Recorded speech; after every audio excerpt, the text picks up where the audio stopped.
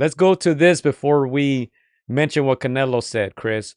Turkey tweeted, he says, just wrapped up an important meeting now with my team, planning for the upcoming fight that we will make fights that we will make for 2024, 2025.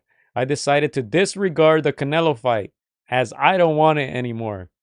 Instead, I will be focusing for the US market with bigger fights, especially for the legend Crawford. Additionally, I will support making fights for Boots, Haney, Shakur, Ortiz, Anderson, Benavidez, Cepeda, and more. Regarding Tim Tszyu, there's something unclear with the communications from his team with our team. So I believe I will reconsider his situation. And for the rest of the world, definitely I am focusing on Riyadh season card, Wembley edition, 21st of September, AJ versus Dubois. And depending on the results and the results of Riyadh season's opening card, Bivol versus Beterbiev, on the 12th of October, I will build the card for the rematch of Fury versus Usyk on the 21st of December, and another big card on the first quarter of 2025. Stay tuned. So at first, I didn't really know what this meant. I thought maybe, oh, Turkey finally using a little bit of common sense. You know, he probably thinks, oh man, Crawford might be a little too small for Canelo after this fight. He couldn't hurt Madrimov. He took some shots. Maybe 168 is not the best of ideas. However, Canelo came out today and said that Turkey texted him yesterday and asked him to meet in LA about a possible fight with Crawford. Of course, Canelo said, hey, I got a fight going on. I'm 100% focused on this fight on September 14th. Basically leaving it at that. Like, I'm not interested right now. So it makes sense why Turkey now is saying, hey, I'm moving on. You know, and it seems like they're kind of not throwing shade at each other, but Canelo did say, hey, man, like, I don't need anything from anybody. Basically saying, like, he's got the money, Chris. He's got the legacy. He's got the fame. You know, Yeah. he doesn't need anybody. So maybe we see those two clashing heads at the moment. Yeah, no, first of all, after this fight, after I even said it before the podcast, if parents cannot, hurt or get past Majimov, like there's no business in talking Canelo. And I'm gonna double down on it. Canelo's just too strong, too big, too muscular. We saw the size difference in Terrence and Majimov, and again, he wasn't able to really put anything together. So yeah, I think effectively that conversation should end. There was time in the past where I entertained it. I think a lot of people entertained it. They're like, hey, what's possible? They're the same height, but no, again, it's just muscle mass is another ball game. So I think Terrence should. I think he should stop calling out Canelo again. It's just you know at this stage of his career, at the tail end, late 30s. There's no point. You've done it all. I agree with some of the comments. He should go for Boots, Virgil, and then call it a career. Again, these are up and coming lions, and if you're gonna pass the baton on to somebody else, maybe catch him with a W at the end, or pass the baton with the L. There's no shame in that. But yeah, the Canelo talk should effectively end. As for Canelo and Turkey, dude, that's a statement for Canelo. Again, we've heard guys like Oscar de la Hoya when they first heard that Turkey was coming to put cars together. He's one of the first to call him out and be like, "I'm Yep. not working with that guy. No one's taking over this territory." But what happened? Money talks, and Oscar out there with the Hearns and with all these other promoters working together because money talks. So the fact that Canelo's like, "Man, you can't buy me," whether it's the pride, the ego, that's that speaks volumes of Canelo. I mean, he's got enough money to retire if he wanted right now. He's no longer in it for the money. It's all about, he's doing it because he's happy, because he still loves it.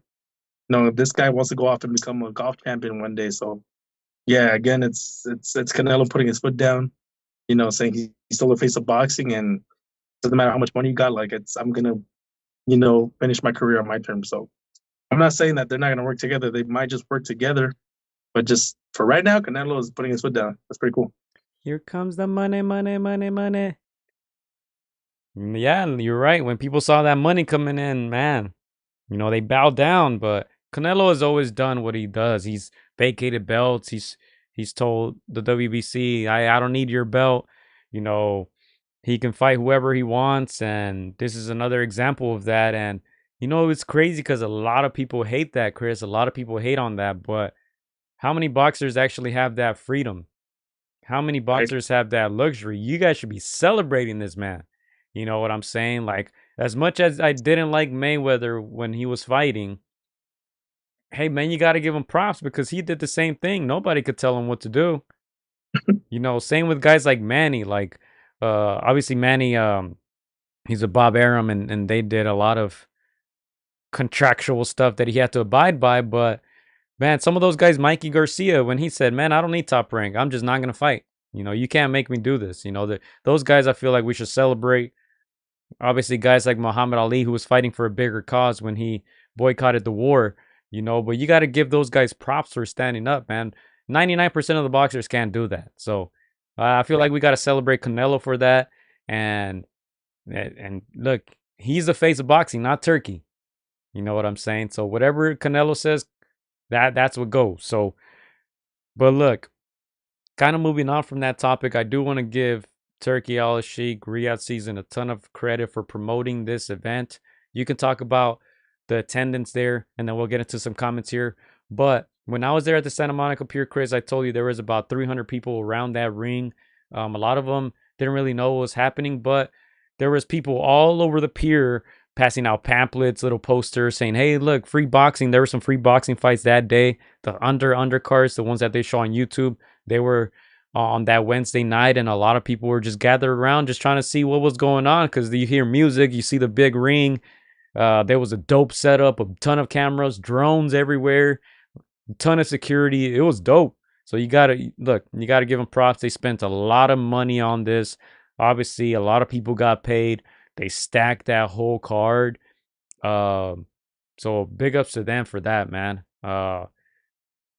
Also, everybody was promoting this show, Chris. Everybody was involved. ESPN, The Zone, Amazon. Golden Boy was supposed to be involved because if you guys remember, Virgil was supposed to fight Sergio on that card. It fell through, and it's going down next weekend. But literally, everybody was involved. Everybody was promoting this show. The three major companies. So I think it's a good sign for boxing. Definitely a good sign. Yeah, no, I completely agree. Again, Turkey's, you know, done more for boxing in the last 12 months than all these promoters, individually. So again, just the fact that, he's got, nearly unlimited pockets, like, and he loves the sport. That only comes to the benefit. Like you said, there was when I went to the fights, there was pamphlets and people just trying to educate the mainstream fan about the sport. Again, when you think of promoters, they do just enough to get their profit, but I mean, Turkey's not just trying to push this riot season out. He's trying to show love to the sport by like you said, he held this event where the fights were free. He's trying to educate the mainstream people about these fights. Now, who does that? Nobody ever offers like fights like that for free and welcomes people to that kind of atmosphere. So for him to like you said, spare no expense. Again, everything was great on fight night. Everything from the anthems to the fireworks to the drones to the attention to detail. It was amazing. And again, that only happens when you have deep pockets. So again, that he's throwing so much money in, I'm sure he's getting a good, nice little profit back. But just the fact that he's throwing so much money in and believes in the sport and loves the sport and wants to see these fights, it's a blessing to the sport. Yeah, man, it was well put together. We'll see if they release any type of pay-per-view numbers, but attendance, was it sold out as they said? I know they didn't open the whole stadium. There was a whole portion of it, right? One of the ends that wasn't open. But how did it look from where you were? Did it look pretty sold out? So yeah, I heard the whole sold out thing, and I want to say it was probably 90% full, and 10% of people not showing up as expected. People cancel, people, things happen. So I I would say it was probably 90% sold out, 95% sold out.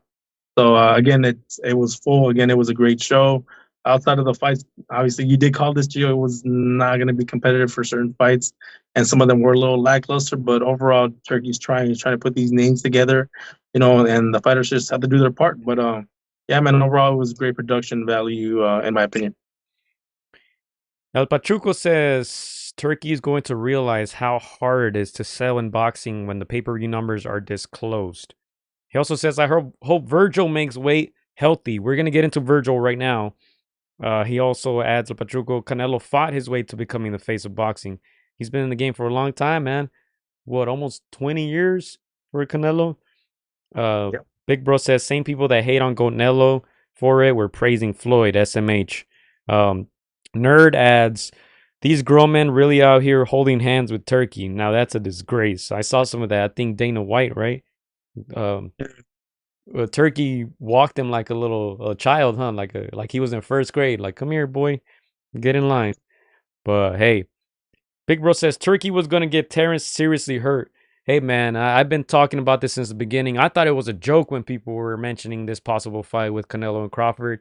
And I said all along, man, Crawford will get hurt. And hey, man, it's Saturday wasn't enough. Y'all better keep playing and find out. Nerd adds, though, don't forget 160 is pretty weak. Bud could compete with Lara or Danny Garcia. So true. Look at Bud's career. Literally, he became undisputed by defeating a Dongo. Well, I'm sure a lot of people are saying, who? He got his championship at 147 by fighting a PE teacher, Jeff Horn. And then he defeated that version of Spence. And let me add too, I'm gonna keep on hating, Chris. I'm gonna keep on hating. 154. Madrimov's not the real champion. Let's keep it real. Charlo is the champion in recess, and that's why Madrimov was upgraded via email for this belt. And that's the one that Terrence won. So I'm just saying, man. I'm just saying, suspect everywhere. 154, 147, 140. Whatever weight class you want to name it. Suspect resume, Chris. Hey, I'm just saying, Terrence Crawford is the goods, but like Big Bro said, I think 154 is that ceiling. Canelo is the goods, and we know where his ceiling's at. So, hey, everybody's got their limit, no matter how great you are. Last one here. 154 is the ceiling for Terrence, says Big Bro. He should fight Boots or Virgil next. Nobody else. We'll see. We'll see.